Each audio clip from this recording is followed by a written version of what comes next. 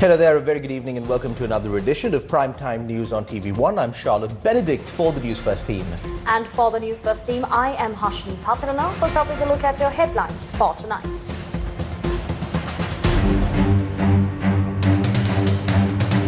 UK records cast doubts on Ranil's 16.6 million rupee UK trip claim. Judges' retirement age bills tabled in Parliament. Opposition launches protest. Bar Association and opposition move Supreme Court against the 22nd Amendment. Basil's bail revoked after failing to appear before Mathura Court. Kehelia arrested again by bribery commission. Granted bail by court. On to those stories in detail now. Critical new details continue to emerge in the investigation into the alleged private visit undertaken by former President Ranil Wickremesinghe to the United Kingdom while in office. A trip that investigators say cost the public purse 16.6 million rupees. Among the latest developments is further confirmation that Ranil Wickremesinghe's visit to the United Kingdom was not carried out on a diplomatic invitation or an official state invitation from the UK government. Now, this has come to light following the publication of records by the United Kingdom's Foreign, Commonwealth and Development Office listing foreign leaders who undertook official visits to the UK during the relevant period.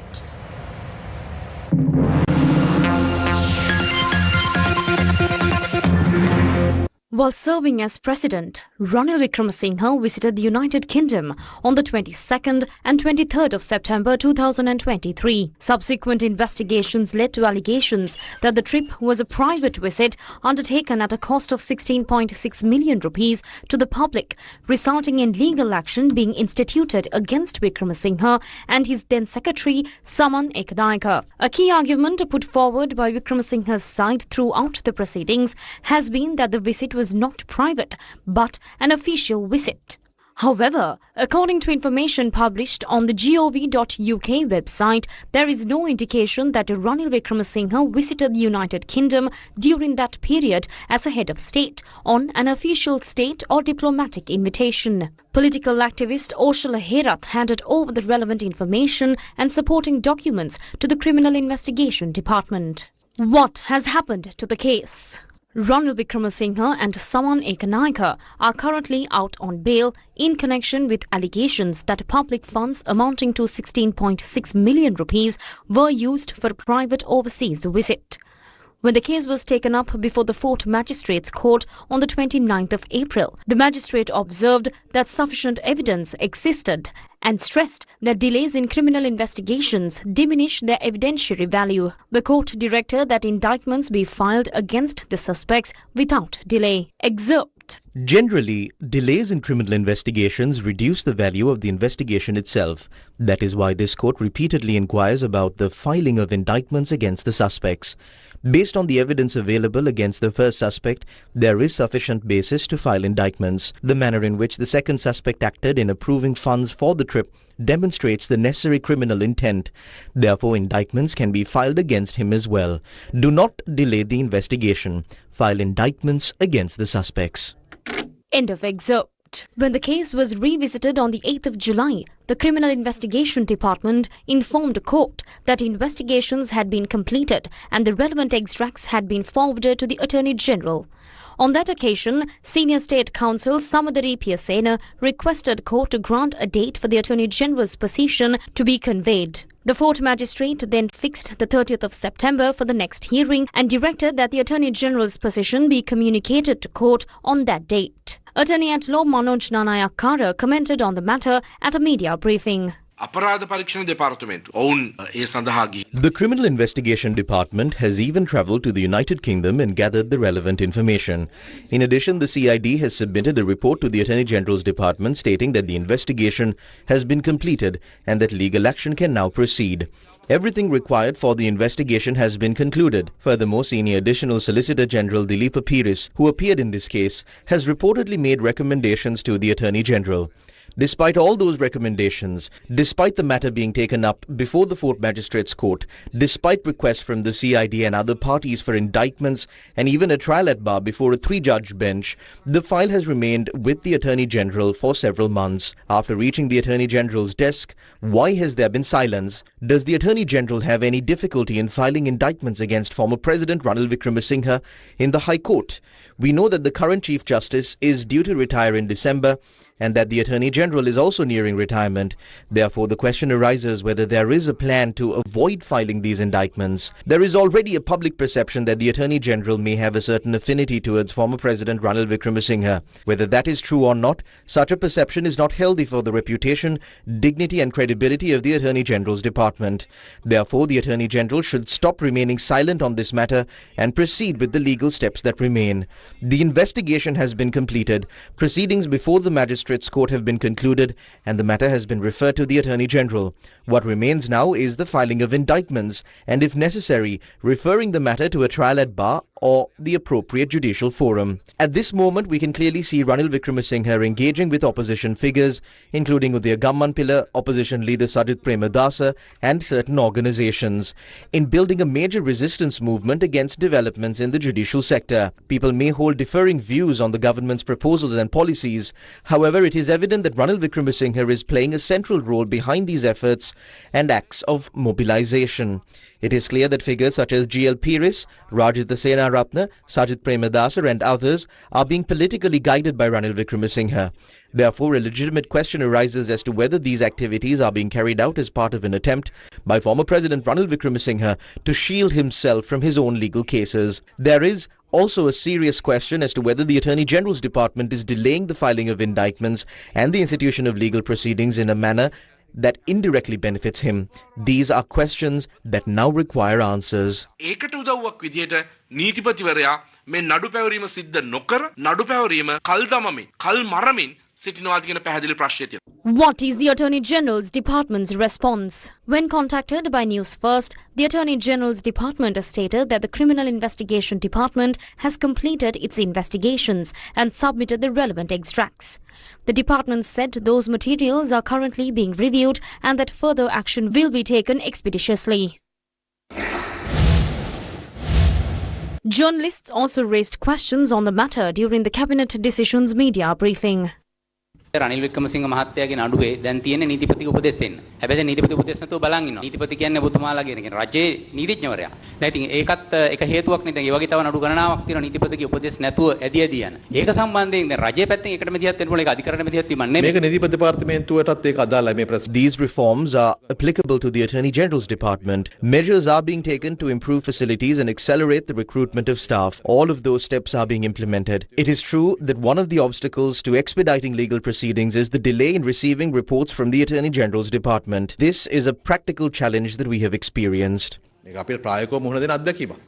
අමත Ranil Wickremesinghe මහත්මයාගේ නඩුවට සම්බන්ධවම මේ චෝදනා කෙරෙනවා මේ ජ්‍යෙෂ්ඨ මාධ්‍යදී සනත් බාලසූරිය මහත්මයා සටනක් තබලා තියෙනවා මේ නීතිපති දෙපාර්තමේන්තුවේ නඩු පැවරීම හිතාමතා ප්‍රමාද කරනවා. ඒ කියන්නේ වර්තමාන නීතිපතිවරයාට තමයි චෝදනා වෙල්ල වෙන්නේ. ඔය හිතාමතාම දැන් ඉන්න අගවිනිසුරුවරයා විශ්‍රාම යනකම් බලාගෙන ඉන්න නඩුව පවරන්න කියලා. මොකද කීප සැරයක් මේ නඩු පිළිප පිරිස්මත් කියලා තිබ්බ මේක අප්‍රේල් මේ නඩු පවරනවා ජූනි කියලා එහෙම අද වෙනකන් නඩු පවරලා නැහැ. මේ නීතිපතිවරයාගේ ස්වාධීනත්වය ගැනත් මෙතන මේ ප්‍රශ්නයක් වෙනවා. ඔබතුමා මේකට මැදිහත් වෙන්නේ නැද්ද?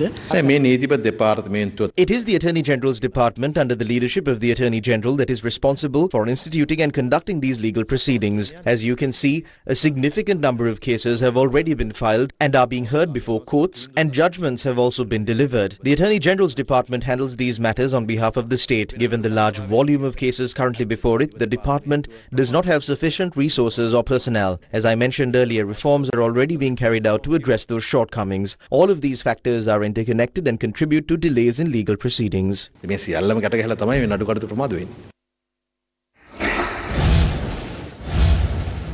Leader of the House, Bimal Ratnayaka, told Parliament that former President Ranil Wickremesinghe, whom he described as a person who should be held accountable for major wrongdoing, was among those undermining democracy while opposing ongoing reforms. The issues relating to the judiciary are not something extraordinary. Some people believed that the Rubicon has been crossed when Ranil Wickremesinghe was arrested through a judicial process. Not by us, but by the judiciary. I saw certain legal professionals describing that as a Rubicon moment. I also saw another prominent figure recently saying that the system change is good, but should not go into certain areas. That is exactly the point I am making. What we are challenging is the same status quo. We are challenging the existing order and making this country more democratic. When we move towards a more democratic society, those who treated privilege as if it were a natural right, those who inherited a life of privilege, begin to feel that they are being treated unfairly. We are not treating anyone unfairly. What we are doing is bringing those who have long remained above everyone else back to the ground. That is what is happening, and that is what some people find difficult to accept. Some people spoke about crossing the Rubicon when it came to Ranil Wickremesinghe. But who is Ranil Wickremesinghe?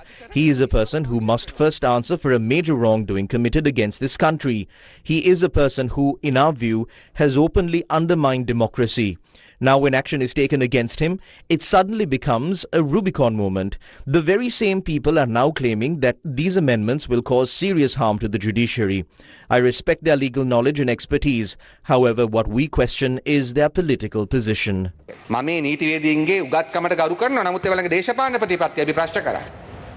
A group of opposition parliamentarians led by opposition leader Sajith Premadasa staged a protest inside Parliament, displaying placards after two bills seeking to extend the retirement age of judges across all courts by 2 years were presented to the House.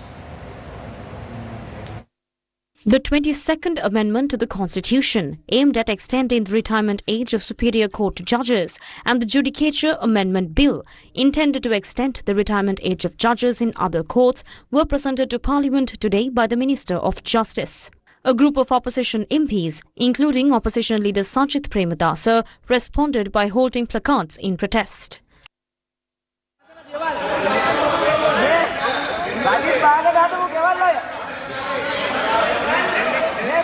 ගරු කතානායකතුමනි අපි බලාගෙන ඉන්නවා මේවා කොච්චර වෙලාවක් අල්ලගෙන ඉන්නවද කියලා. අද දවසම ඉන්න ඕන. අද දවසම ඉන්න ඕන. හරිද? මේකට ඇත්තටම විරුද්ධ නම් මේ සතියම මේව අල්ලන් ඉන්න ඕන. මයික් එක නැහැ. කැමරාව. මයික් එකක් නැහැ කැමරාවක් නැහැ. මයික් එක නැහැ. හරි. බොහොම ස්තුතියි. ගරු What's your point of order, honorable leader of the opposition? අධිකරණයේ ස්වාධීනත්වයට මේ එල්ල කරන මරු පහරට විරුද්ධව අපි නැගී සිටිනවා. අද දවස ප්‍රජාතන්ත්‍රවාදයේ මලගම. ප්‍රජාතන්ත්‍රවාදයේ මලගම. ලංකාවේ නිවාස හදනවා කියලා ලංකා ඉතිහාසයේ වැඩිම නිවාස නාස්තිය කරපු පුද්ගලයා ඔයාවක අල්ලගෙන ඉන්න ඕන අවුරුදු ගාණක්. හරිද? ඒ නිසා හැබැයි දවසම ඉන්න ඕන කෝ දැන් ඉන්න මේක. Okay. අන්න මේ honorable අන්න මනෝගඩේෂන් මන්ත්‍රීතුමා එක ප්‍රතික්ෂේප කළා. Opposition leader Sajith Premadasa questioned the government in Parliament today over its decision to extend the retirement age of judges. The Mahanayaka Theras of the three Buddhist chapters in a letter addressed to the President have pointed out that public confidence in judicial independence depends not only on the actual independence of the judiciary, but also on the independence of the judiciary perceived by the public. They have also warned that increasing the retirement age of judges could undermine that very independence. I want to ask you directly, does the government agree with this position? If not, what reason and facts does the government have to present? The UN Special Rapporteur on Independence of Judges and Lawyers has pointed out that under the proposed amendment, there could be a conflict of interest if judges who stand to benefit from the amendment are required to determine its constitutionality under Article 121. Does the government agree with this concern? The Commonwealth Lawyers Association has also warned that selectively amending parts of the Constitution could undermine its dignity. Law Asia has raised concerns that the proposal could be perceived as a rushed and partisan measure introduced without adequate public discussion and consultation, potentially undermining public confidence in the judiciary. The Bar Association of Sri Lanka has pointed out that, according to the Supreme Court's 2022 determination in SC/SD 64-71/2022, any constitutional amendment affecting the retirement age of serving judges would impact judicial independence and require a referendum. Furthermore, a resolution adopted by the French National Bar Council on the 3rd of July 2026 has highlighted concerns that such an amendment could negatively affect the growing bilateral professional cooperation between Sri Lanka and France in the legal and judicial fields, including proposed programs such as memorandums of understanding between bar associations. Does the government agree that these proposed amendments could negatively affect such cooperation between the two countries? රජය මේ තත්ත්වය පිළිබඳව එකඟ වන්නේද? තොරතුරු අඩුවෙන් දීමෙන් නොයෙකුත් සංවිධාන විසින් මෙහි By providing incomplete information, certain organizations have misled international and domestic stakeholders. That is why such a monster is being created out of this issue. The contents of the letter sent by Mahanayaka Theros of the 3 Buddhist chapters to the President have not been provided to this ministry. Therefore, I cannot comment on what is contained in that letter. However, when Minister of Health and Mass Media Nalinda Jatissa and I met the Mahanayaka Theros on the 3rd of August 2026, it became clear from our discussions that they had not received accurate information about these amendments. They appeared to believe that the amendment was aimed only at extending the retirement age of Supreme Court judges. They were not aware that the retirement age of all judges would be increased. We explained to them at length that this is part of the broader judicial reform process and is intended to improve the efficiency of the judiciary. Someone had apparently provided them with incorrect or incomplete information. We need to find out who did so. When incomplete information is provided, people can understandably arrive at incorrect conclusions. However, after we clarified the facts, the Mahanayaka Theros informed us that they had no objection to measures considered necessary and appropriate for the people of the country and that they would extend their blessings to such efforts. Increasing the retirement age of judges will in no way affect the independence of the judiciary. This is not an amendment targeting selected judges. The proposed amendment will increase the retirement age of judges of all superior courts as well as judges serving in other courts. I have received a letter from the UN Special Rapporteur on the independence of judges and lawyers. Based on its contents, there is also some doubt as to whether the rapporteur has been provided with accurate information. Some of the wording suggests that the information provided to the rapporteur concerned an increase in the retirement age of judges of the senior courts. The Ministry of Foreign Affairs is currently taking steps to provide the special rapporteur with all the relevant facts. On the issue of a possible conflict of interest, the Constitution under Articles 121 to 125 assigns the Supreme Court the authority to determine the constitutionality of legislation. This is not a personal case involving the judges of the Supreme Court. They are not deciding a case concerning themselves. There are clear judicial precedents explaining what constitutes a conflict of interest. If the amendment were targeting specific individuals rather than the judiciary as a whole, the argument about conflict of interest could potentially arise. Therefore, if there is an understanding of the legal concept of conflict of interest, it is clear that such a situation does not arise here. Under Articles 121 to 125, it is the Supreme Court that is constitutionally empowered to make that determination. Law Asia has not sent a letter to our ministry. This is an issue that has been discussed within the legal sector since around 2016 and 2017. It is certainly not an amendment that has been introduced suddenly. The government has proceeded with this bill without any haste and in accordance with the provisions of the Constitution and other relevant laws. Once the Supreme Court determines whether or not the amendment requires a referendum, the government can take the next steps. මේ සම්බන්ධයෙන් ජනමත විචාරණයට යන්නේද නැද්ද කියන එක සම්බන්ධයෙන් තීරණය කිරීමෙන් පසු ඉදිරි පියවර ගත හැකියි. Several petitions were filed before the Supreme Court challenging the 22nd Amendment to the Constitution, which was presented to Parliament earlier in the day as part of the government's proposal to extend the retirement age of Superior Court judges. A 14-day period for filing petitions against the 22nd Amendment to the Constitution and the proposed amendments to the Judicature Act commenced today following their presentation in Parliament. Within hours of the bill being tabled, the Bar Association of Sri Lanka filed a petition before the Supreme Court challenging the 22nd Amendment. Among the other parties that filed petitions today were President's Counsel Maitri Gunaratna, who is also the chairman of the Independent Lawyers Association, the Sarva Janabala, the Samagi Janabala Vegel, and former Minister Professor G.L. Peiris. The Attorney General has been named as the respondent in the petitions. The petitioners are seeking a determination from the Supreme Court that the proposed 22nd Amendment is inconsistent with the Constitution and that it can only be enacted if approved by a two-thirds majority in Parliament as well as through a national referendum. The Mathura Magistrates Court today ordered that the 3 million rupee bail deposit previously lodged by former Minister Basil Rajapaksa be forfeited to the state after he repeatedly failed to appear before court. The order was issued when the case was taken up once again before the Mathura Magistrates Court today.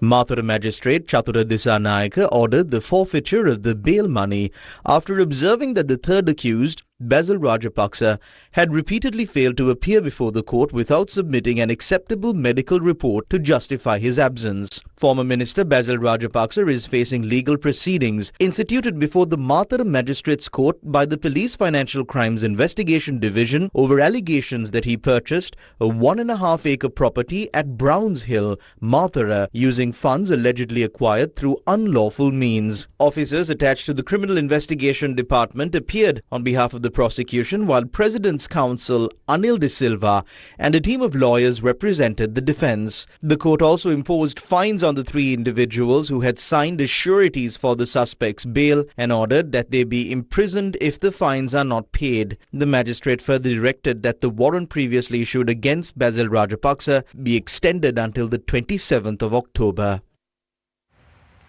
Former Minister of Health Kehelia Rambukwala, who was arrested by the Commission to investigate allegations of bribery or corruption in connection with two separate allegations, was released on bail after being produced before the Colombo Chief Magistrates Court.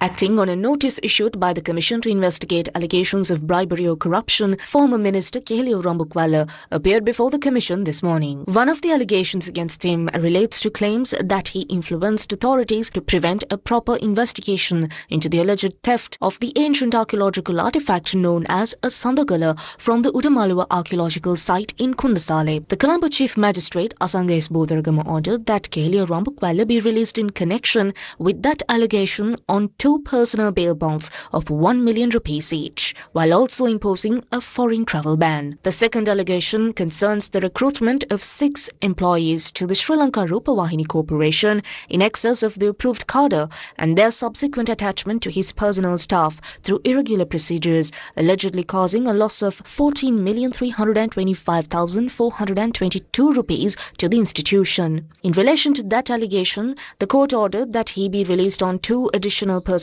bail bonds of 5 million rupees each. Former Education Minister Akila Viraj Karyavasan, who had been remanded in connection with corruption allegations, was today granted bail by Colombo Chief Magistrate Asanga S. Bodharagama. Also released on bail was Deepal Sanjeeva, who had been employed at a fuel station owned by Karyavasan. The court ordered that both suspects be released on 2 personal bail bonds of 5 million rupees each. The court also imposed a foreign travel ban on the suspects. Karyavasan faces allegations that he caused a loss exceeding 2.7 million rupees to the state by recruiting 4 employees on the temporary basis to the Office of Senior Presidential Advisor and subsequently deploying them for his personal work. The case is scheduled to be taken up again on the 20th of October. Mahil Priyadarshi Senaratne, a former chairman of the Ceylon Fisheries Corporation and brother of former Minister Rajat Senaratne, was released on bail after being arrested over corruption allegations. Colombo Chief Magistrate Asanges Bodhragam ordered that the suspect be released on 2 personal bail bonds of 2.5 million rupees each. The court also imposed a foreign travel ban on the suspect. The suspect was arrested and produced before court of allegations that during his tenure as chairman of the Fisheries Corporation between 2010 and 2012 period, he committed the offence of corruption by approving the construction and renovation of fish retail outlets across the country without following the prescribed procurement procedures. According to the allegations, contracts for the projects were directly awarded to 2 selected institutions without adhering to the required procurement process. Mohammed Ibrahim Mohammed Naufar, alias Naufar Maulavi, rejected all charges against him and delivered his doc statement before the Colombo Permanent High Court trial at bar. He is the first accused in the case against 25 defendants standing trial on 23,270 charges, including conspiring and aiding and abetting the Easter Sunday terrorist attacks. The trial continued yesterday before the 3-judge Colombo Permanent High Court trial at bar bench comprising judges Navaratna Marasinghe, Ramanathan Kannan and Sujeeva Nisanka. The prosecution's case was concluded last week, and yesterday the defendants in the case began presenting their doc statements from the witness stand. Accordingly, the first accused in the case, Mohammed Ibrahim Mohammed Naufar, alias Naufar Maulavi, delivered his doc statement from the witness stand for nearly 2 hours, rejecting all charges against him. Quote, First accused, Mohammed Naufar alias Naufar Maulavi. Your Honour, this case charges me with acting alongside 9 others, including suicide bombers such as Zaharan, Wastun, Insaf and Ilham, who carried out the Easter Sunday attacks in acts that shattered national unity and escalated extremism and terrorism. Furthermore, another charge alleges that I worked to destroy unity and reconciliation among communities by delivering lectures instilling extremism and terrorism. There are 940 charges filed against me in this case related to these matters. I reject all of these charges. In presenting his doc statement, the accused stated that the confession recorded from him by the Criminal Investigation Department regarding the Easter Sunday attacks after his arrest was not a voluntary confession. The Criminal Investigation Department recorded my statements in a completely different manner. They would record statements initially and later have me sign documents claiming they were printed copies of the statements given. While in CID custody, I was subjected to assaults. I complained about this when I was first produced before the Judicial Medical Officer. The confession recorded from me by the CID is completely contrary to the law. It was not a confession made voluntarily by me. Everything in that confession, apart from my name Mohammed Naufar, is false. During his doc statement, the accused also stated that Zaran's NTJ organization was registered at the Katankuri Divisional Secretariat. Zaharan's NTJ organization unleashed extremist activities against the Muslim community between the years 2015 and 2016. Attacks were launched on Muslim properties. Islamic places of worship were partially or fully damaged. Copies of the Holy Quran were set on fire. Pork was thrown into Muslim premises. All of this happened in broad daylight before the eyes of the police and security forces. However, neither intelligence nor security forces took any steps to prevent them. I realized that behind those actions was a political hand backed by state patronage. The accused stated that he had exerted no influence whatsoever to carry out the Easter Sunday attacks. Your Honour, from 2007 to 2017, I had no connection whatsoever with Zaharan Hashim. However, Zaharan was married to a relative of mine, which is how I knew him. I also knew his brother Rilwan, but I have no connection to the Easter Sunday attacks. Concluding his doc statement, the accused requested that he be acquitted. Meanwhile, the 20th accused, Zainul Abdin Mohammed Jazim, the 21st accused, Mohammed Mustafa Mohammed Rizwan, the 22nd accused, Mira Sahib Mohammed Nafli, the 23rd accused, Mohammed Amir Mohammed Ayatullah, the 24th accused, Mohammed Ansardin Mohammed Ilmi, and the 25th accused, Mohammed Akram Hakkam, also delivered their doc statements from the witness stand yesterday. The 18th accused in the case has passed away. Weather first. The Australian Bureau of Meteorology has warned that the El Nino phenomenon is intensifying rapidly, raising concerns over its potential impact on weather patterns across the globe, including Sri Lanka. According to the data released today by the Bureau, temperatures in the Central Pacific Ocean have risen to 2.3 degrees Celsius above average. The latest readings place the current event increasingly closer to the powerful El Nino episode experienced during 2015-2016, one of the strongest on record. At present, all parts of Sri Lanka except the southwestern region are experiencing severe dry weather conditions. Meteorologists say the active El Nino phenomenon is playing a direct role in the current dry spell affecting much of the country. International forecasts suggest that the El Nino event could intensify further, with experts warning that it has the potential to become one of the strongest El Nino episodes recorded this century. Over the past 2 to 3 weeks, the El Nino event was classified as being in the strong category. However, as of today, it has moved beyond that level and entered the very strong category. What we are seeing is a transition from a strong El Nino event to a much stronger and more stable phase. There is a high probability that districts such as Ampara, Trincomalee, Kilinochchi and Jaffna could receive higher than normal rainfall during November and December. As a result, we expect flood conditions in the dry zone during that period. Some of those impacts may also extend into parts of the wet zone. There are around 14 districts located close to the coastline that could face varying levels of flood threats. At the same time, many of those reservoirs that are currently drying up could fill rapidly and even overflow, as there is a possibility of receiving sustained rainfall over a period of 2 to 4 months. However, the most difficult period still lies ahead for about another month and a half. Based on current forecasts, these dry conditions and the lack of significant rainfall are expected to continue until around the final week of September.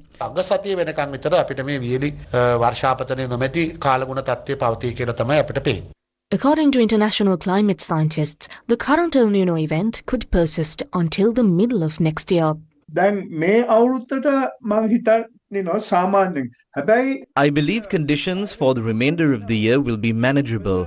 What concerns me more is next year. Typically, El Nino brings reduced rainfall during January, February and March. By March, temperatures also begin to rise significantly. Normally, El Nino weakens after a season. However, because this event is already exceptionally strong, there is uncertainty about how quick it will weaken. If El Nino conditions continue into next year and persist until around May, then we should be concerned. This year, we benefited from substantial rainfall earlier in the year, which helped fill reservoirs and maintain water storage. Even when rainfall reduced, we had those reserves available. But next year could be different. If rainfall remains low during January and February and reservoir levels are not replenished before the next monsoon cycle, that is when we may face significant challenges.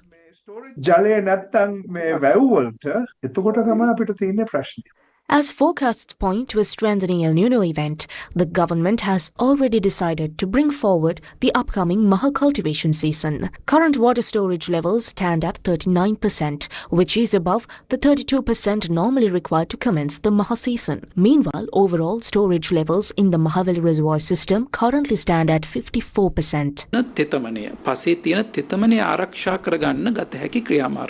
Farmers should take immediate measures to preserve the moisture currently available in the soil. Exposure of soil should be minimized as much as possible. Activities that cause physical damage to the soil, such as excessive turning or disturbance of the soil, should be avoided at this stage. If the Maha season is damaged by excessive rainfall, flooding or water clogging, it could have serious implications for the country's food security. Therefore, we urge farmers to begin cultivation at least 2 weeks earlier than they normally would. The second recommendation is to prepare in advance for the impacts that may arise from excessive rainfall.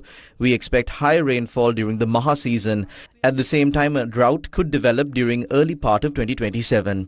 If that happens, crop damage could occur towards the latter stages of the Maha season and could also affect the 2027 Yalla season.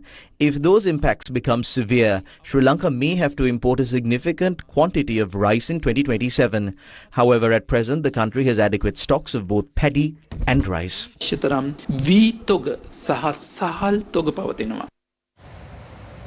And now for more details on weather, we now cross over to Krishan Devasagayam. Krishan? Thank you, Hashini and Charlotte. Well, China's National Climate Center warned that a rapidly intensifying El Niño event is gaining strength in the equatorial Pacific and is poised to become the most powerful ever recorded, with ocean temperatures climbing far faster than expected. According to China's National Climate Center's latest monitoring data, sea surface temperatures in the equatorial central and eastern Pacific have been rising steadily since the region entered El Niño conditions in May 2026. The center projects that sea surface temperatures will continue to rise with fluctuations peaking around November to December, forming a super El Niño event before gradually decaying through the spring and summer of 2027. The intensity of an El Niño event is defined by its peak sea temperatures during autumn and winter. When peak sea surface temperatures reach or exceed 2.5 degrees Celsius, it is classified as a super El Niño event. The November peak will likely exceed 3 degrees Celsius and could go even higher. That would make this event stronger than the previous 3 super El Niño events and the most powerful El Niño since monitoring records began. The center said that this event is characterized by rapid onset, exceptional intensity and potentially significant climate impacts worldwide. Now, while much of Sri Lanka continues to grapple with dry weather conditions, there could be some relief for residents in several parts of the country today. Now, in your weather forecast, several spells of rain may occur in the western, Sabragamua and northwestern provinces, as well as in the districts of Kandy, Nuwara, Galle and Matara. Now, the Met Department also forecast showers or thunder showers at a few locations in the Uva province and in the districts of Ampara and Batiklo. Meanwhile, predominantly dry weather conditions are expected to prevail across the rest of the island. Weather first. What does good design look like? Is it inspired by culture? Does it carry tradition? Can it lead us into the future? You're taking on a role which is of national importance. Anthony Burke returns to Asia to meet the exciting creatives who are answering these questions. It's so much bigger than I imagined. You've got to see it to believe it. Culture by Design. This Sunday at 7:30 p.m. only on TV1. Brought to you in partnership with ABC Australia. Welcome back to the news. Joint convener of the joint opposition, Niruksha Kumara, says that the country's opposition is currently working to protect thieves, robbers and murderers in a bid to remain in power. He made these remarks at an event held to mark the opening of the joint opposition's party office. Several political parties, civil society organizations and professional groups attended the event to declare open the headquarters of the joint opposition in Nugegoda today.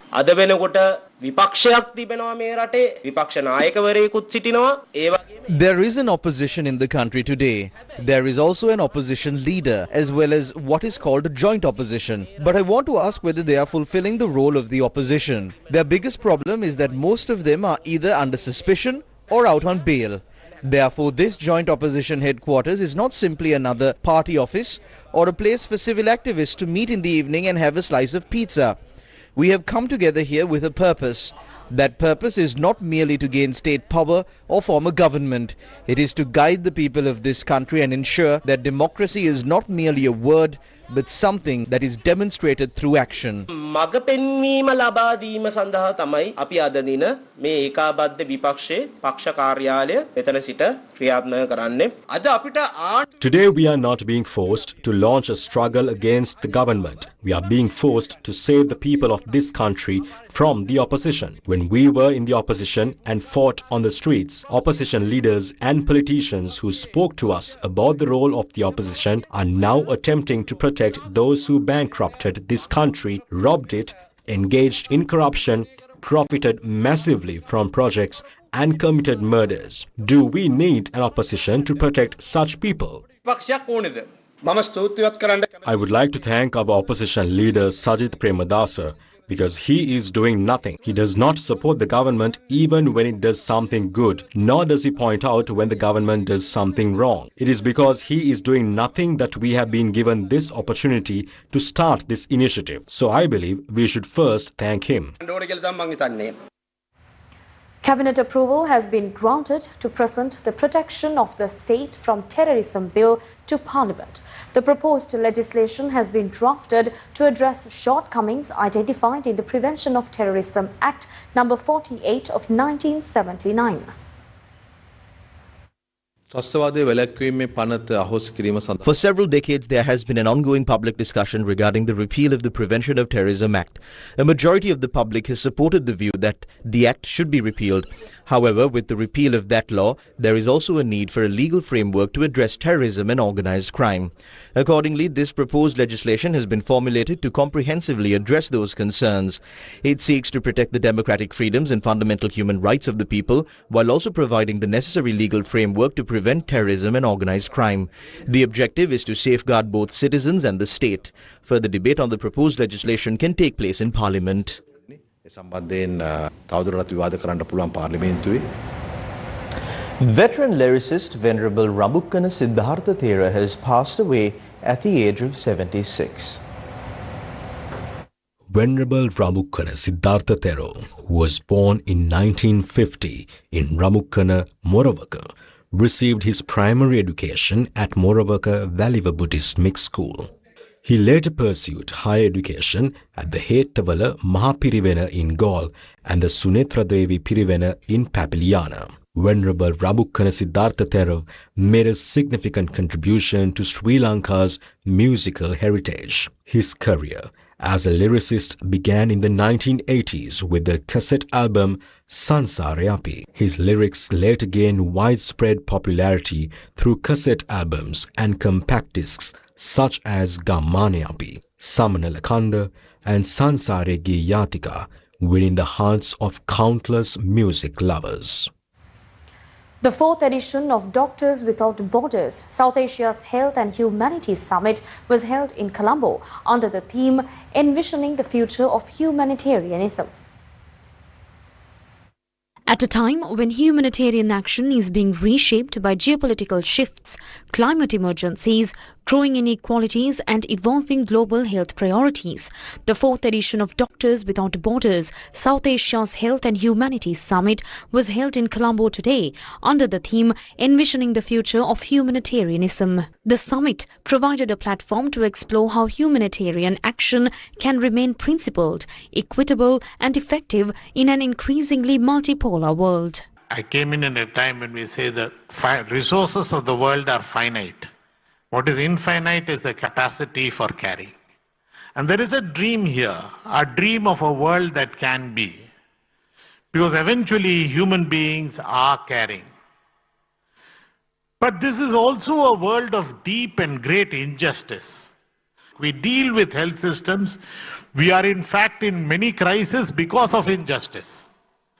And yet within that injustice, we have to find meaning, like the man with the boy on his shoulder trying to make a better world within such thing. It was caused by injustice, but within that, how does humanitarianism proceed on that? It's with this background that we will need to look at the intrinsic values of what healthcare means and global health, and the changing values in state policy and organization of care over the centuries, so that we have some key principles that we can base our future movement on. Building on the momentum of previous editions held in India, Sri Lanka and Nepal, the 2026 summit shifted the conversation from responding to today's humanitarian challenges towards shaping the systems that will define tomorrow.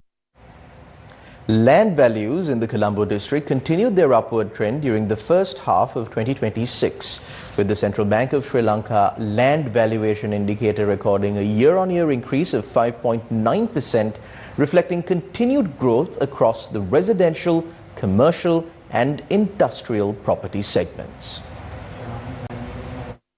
According to the latest land valuation indicator released by the central bank, the overall LVI increased to 271.6 during the first half of 2026 compared to the corresponding period of 2025. The indicator also recorded a 3.7% increase compared to the second half of 2025. The residential land segment recorded the strongest growth, with the residential LVI rising 6.7% year-on-year to 284.9. Commercial land values increased 5.7% to 268.9, while industrial LVI rose 5.2% to 261 during the period. The central bank noted that all three sub-indicators posted moderate annual increases during the first half of 2026, with residential lands leading the growth momentum, followed by commercial and industrial properties. Compared to the second half of 2025, all three segments also recorded gains, highlighting continued demand and improving market conditions across the Colombo district. Residential and industrial land values posted stronger increases than those recorded during the previous 6-month period. The land valuation indicator serves as a key measure of land price movements in Colombo and is compiled using land valuation data provided by the Government Valuation Department. The indicator covers all 13 divisional secretariat divisions in the Colombo district and tracks changes in residential, commercial and industrial land values. The first Kumbal Perahera of the historic Asala Perahera festival of the Sri Dalada Maligava in Kandy commenced its street procession, marking the beginning of one of Sri Lanka's most revered religious and cultural celebrations. The opening Kumbal Perahera drew large crowds of devotees, pilgrims and visitors to the hill capital as the sacred pageant begins its annual journey through the streets of Kandy. The Asala Perahera, which pays homage to the sacred tooth relic housed at the Sri Dalada Maligava, is regarded as one of the most spectacular Buddhist and cultural festivals in the world, showcasing centuries-old traditions, rituals and pageantry. The Kumbal Perahera will be held over 5 consecutive days, while the Randoli Perahera is scheduled to commence on the 23rd of August.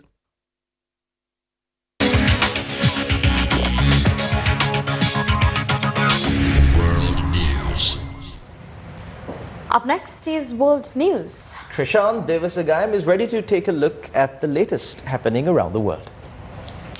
Well, thank you once again. Now, US President Donald Trump posted an image on Truth Social earlier today, labeling the Strait of Hormuz as, and I quote, new US territory.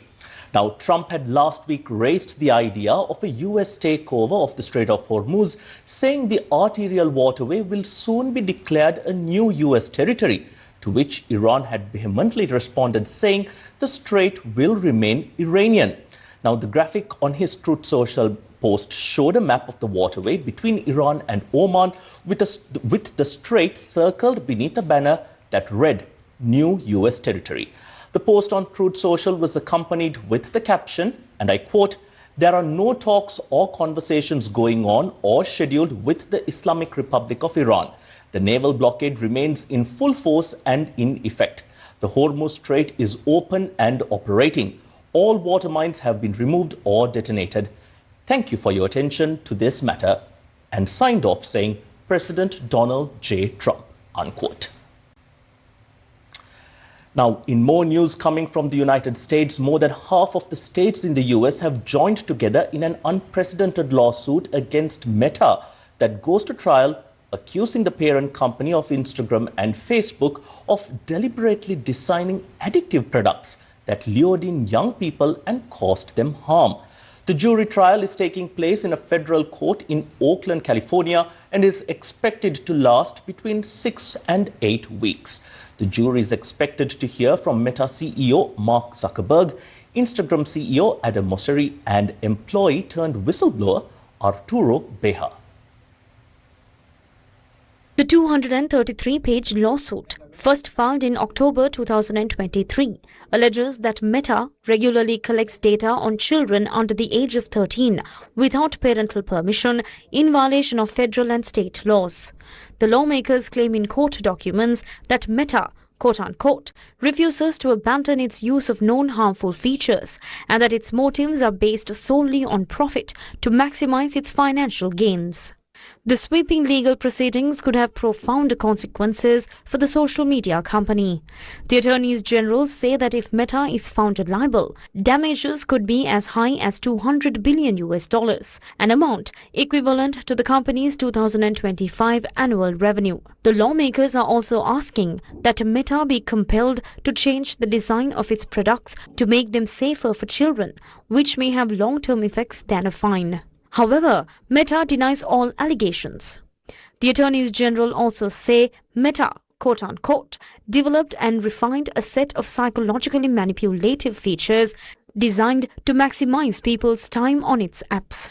Those include an infinite scrolling recommendation algorithm, constant notification alerts, thumbs-up likes, and visual filters for altering one's image. The lawmakers say young people are especially vulnerable to falling prey to such features and that excessive time online can lead to increased depression, anxiety, eating disorders, and other mental health issues.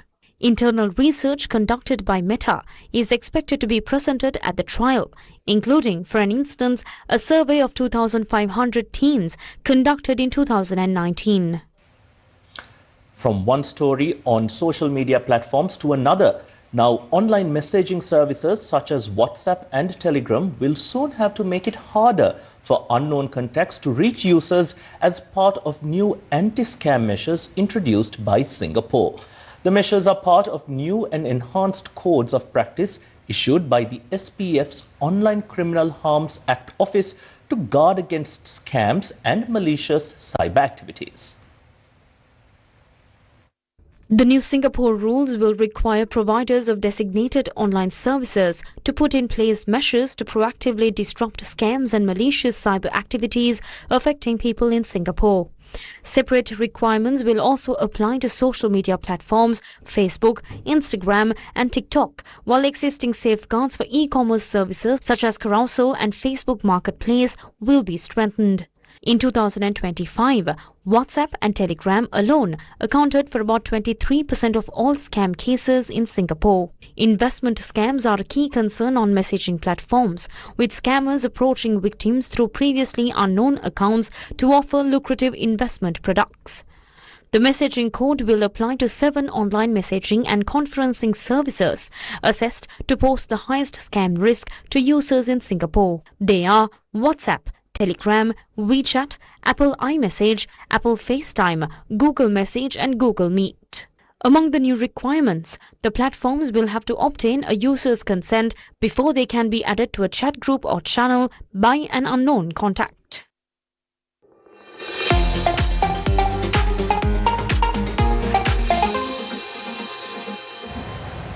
Bringing us the news from the sporting arena today is Sandro Ferdinando.